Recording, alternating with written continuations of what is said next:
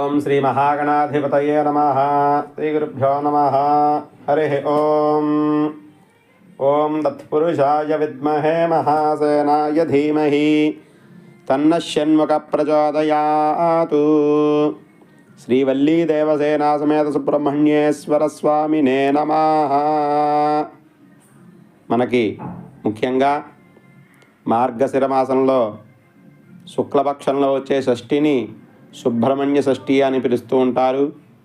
ఆ పరమేశ్వరుడి రెండవ కుమారుడైన సుబ్రహ్మణ్యేశ్వర స్వామినే కుమారస్వామి, కార్తికేయుడు, అదేవిధంగా స్కందుడు, షణ్ముఖుడు అనే పేర్లతో కూడా పిలుస్తూ ఉంటారు.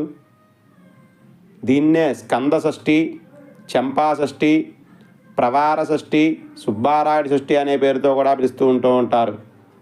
ఈ మార్గశిర శుద్ధ షష్ఠి నాడు ఆ దేవసేనతోటి సుబ్రహ్మణ్య స్వామి వారికి అత్యంత వైభవంగా దేవేంద్రుడు వివాహం జరిపించిన రోజునే ఈ సుబ్రహ్మణ్య షష్ఠిగా చెప్తూ ఉంటారు. కుమారస్వామి మాతృగర్భం నుండి పుట్టినవాడు కాదు. కథాక్రమంలో పుత్రుడిగా పార్వతీ పరమేశ్వరులు స్వీకరించారు. ఈ విషయం మహాభారత అరణ్య పర్వంలో కనబడుతుంది.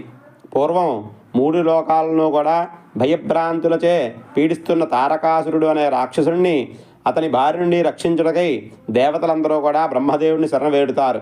అప్పుడు ఆ బ్రహ్మవారు ఒక సూచన చెప్తాడు.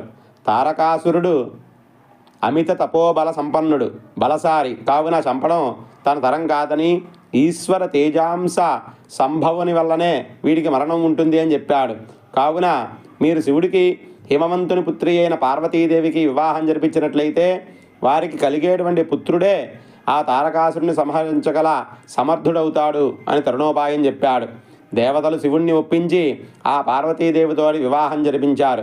ఒకనాడు పార్వతీ పరమేశ్వరులిద్దరూ కూడా ఏకాంత సమయంలో ఉన్నటువంటి సమయంలో ఆ అగ్నిదేవుడు పావురం రూపం ధరించి ఏకాంత మందిరంలోకి ప్రవేశిస్తాడు. అది గమనించిన పరమేశ్వరుడు తన దివ్య తేజస్సును ఆ అగ్నిహోత్రుల్లోనికి ప్రవేశపెడతాడు. దాన్ని భరించలేని ఆ దివ్య తేజమును గంగా నదిలో విడిచిపెడతాడు. ఆ తేజము ఆ సమయందు ఆ నదిలో స్నానమాడుచున్న షట్కృత్తికల దేవతల గర్భాన ప్రవేశిస్తుంది.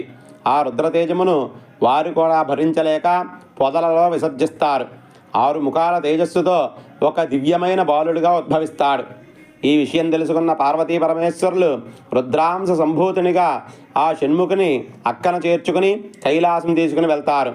ఆ బాలుడు గంగా గర్భంలో తేజోరూపంలో ఉన్నందుకు గాంగేయుడని, షట్కృత్తికలు వాణ్ణి పెంచి పెద్ద చేసిన కారణం వల్ల మరియు 6 ముఖాలు కలవాడొకటి వల్ల షణ్ముఖుడని, కార్తికేయుడని, అతడు గౌరీ శంకరుల పుత్రుడు అవటం వల్ల కుమారస్వామి అని, సుబ్రహ్మణ్యేశ్వర స్వామి అని అనేక పేర్లతో పిలుస్తూ ఉంటారు. కారణజన్ముడైన ఆ బాలుణ్ణి పార్వతీ పరమేశ్వరులు దేవతల కోరిక మేరకు కుమారస్వామిగా చేసి దేవతల సర్వసైన్యాధ్యక్షునిగా నియమించి ఆ పరమేశ్వరుడు శూలాన్ని మొదలగు ఆయుధాలను ఇవ్వగా ఆ జగన్మాత అయినటువంటి పార్వతీదేవి ఆ కుమారుణ్ణి దీవించి శక్తి అనే ఆయుధాన్నిచ్చి సర్వశక్తివంతుణ్ణి కూడా చేసి తారకాసురునిపై యుద్ధానికి శంఖారావాన్ని మ్రోగిస్తారు. అంతటా స్వామి నెమలి వాహన రూధుడై 6 ముఖాలు 12 చేతులతోటి ఉగ్రరూపం దాల్చి 6 చేతులతో ధనస్సును మరో 6 చేతులతో బాణాలను కూడా ధరించి రాక్షసేనను ఒకేసారి సంహరించాలని తలచి సర్పరూపం దాల్చి రాక్షసులను ఉక్కిరిబిక్కిరి చేసి భీకర యుద్ధంలో ఆ తారకాసురుని సంహరించి విజయుడవుతాడు. సర్వశక్తి సంపూర్ణుడైన ఆ స్వామికి దేవేంద్రుడు దేవసేనతోటి ఈ షష్ఠి రోజున వివాహం జరిపించాడు. కనుకనే ఈ సుబ్రహ్మణ్య షష్ఠిగా పిలుచుకుంటూ ఉన్నాం. ఆ శ్రీవల్లీ దేవసేనా సమేత ఆ సుబ్రహ్మణ్యేశ్వర స్వామివారికి భక్తులు కళ్యాణోత్సవాలు, సహస్రనామ పూజలు అత్యంత వైభవోపేతంగా జరుపుతూ ఉంటారు. ఈ సుబ్రహ్మణ్యేశ్వర స్వామి ఆరాధన వల్ల అనేక నేత్ర రోగాలు, చర్మ వ్యాధులు తగ్గుతాయని, అదేవిధంగా పెళ్లి కాని వారికి వివాహం త్వరగా జరుగుతుందని, అలాగే సంతానం లేని వాళ్ళకి సంతానం కలుగుతుందని, సౌభాగ్యం కలిగి ఆయురారోగ్య ఐశ్వర్యాలతో కూడా వర్ధిల్లుతారని భక్తుల విశ్వాసం. అలా సంతానం కలిగిన వారు ఆ స్వామివారికి సహస్రనామాల్లో ఇష్టమైన ఒక పేరును తన బిడ్డలకు పెట్టుకుంటూ ఉంటారు. ఈ పుణ్యదినం నాడు భక్తులు ఉదయాన్నే స్నానం చేసి ఏ ఆహారమో కూడా తీసుకోకుండా ఆ సుబ్రహ్మణ్యేశ్వర స్వామివారి ఆలయానికి వెళ్ళి పాలు పండ్లు పువ్వులు వెండి పడకలు వెండి కళ్ళు మొదలైనటువంటి వస్తువులిచ్చి మొక్కుబళ్ళు సమర్పించుకుంటూ ఉంటారు. ఇదంతా నాగపూజకు సంబంధించినదే కాబట్టి జాతకంలో కుజదోషం అదేవిధంగా కాలసర్పదోషం కూడా పోయి సకాలంలో వివాహం కాని వారికి ఆ వల్లి దేవసేన సమేత సుబ్రహ్మణ్యేశ్వర స్వామి వారి కళ్యాణాలను చూడటం వల్ల ఈ షష్ఠి నాడు కళ్యాణాలు చేయించడం వల్ల త్వరగా వివాహాలు జరుగుతూ ఉంటాయి. అదేవిధంగా షష్ఠి నాడు కుమారస్వామి వారి ఆలయానికి కావడి మోసుకుపోవడమే దీనిలోని ప్రధానాంశం. ఈ కావడిలో ఉండేటువంటి కుండలను పంచదారతోనూ పాలతోనూ కూడా నింపుతారు. కావడిలో మోసేవి వారి వారి ముక్కును బట్టి ఉంటుంది. ఈ పండగ చాలా ప్రసిద్ధమైనది. నాగ ప్రతిష్ఠ చేసిన వారికి సంతానం కలుగుతుందనే నమ్మకం కూడా చాలామంది భక్తుల్లో ఉంది.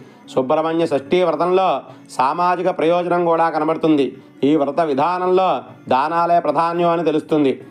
ఎవరైతే ఈ సుబ్రహ్మణ్య షష్ఠి నాడు అత్యంత భక్తి శ్రద్ధలతోటి ఆ స్వామివారిని ఆరాధించి స్వామివారికి పూజలు అభిషేకాలు అదేవిధంగా కళ్యాణాలు కూడా చేస్తారో వారికి సకల సంపదలు కూడా కలిగి వాళ్ళు అనుకున్నటువంటి కార్యక్రమాలన్నీ కూడా నెరవేరుతాయి.